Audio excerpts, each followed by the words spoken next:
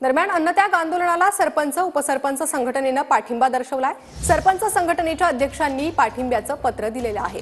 मागण्या मान्य न झाल्यास 2 दिवसानंतर राज्यातील सर्व ग्रामपंचायत बंद ठेवण्याचा संघटनेनं पत्राद्वारे इशारा दिलाय।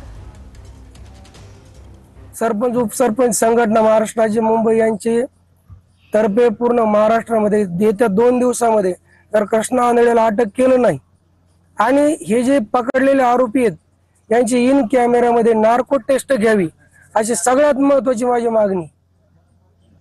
माझा जो ग्रामस्थांची जी मागणी आहे, त्यांच्या परिवाराच्या जे बाकीच्या मागण्या आहेत, ह्या मागण्याला आमच्या सरपंच संघटनेचा मी बीड जिल्हा अध्यक्ष या नात्याने पूर्ण महाराष्ट्र सरपंच संघटनेमार्फत पूर्ण पाठिंबा देत आहे।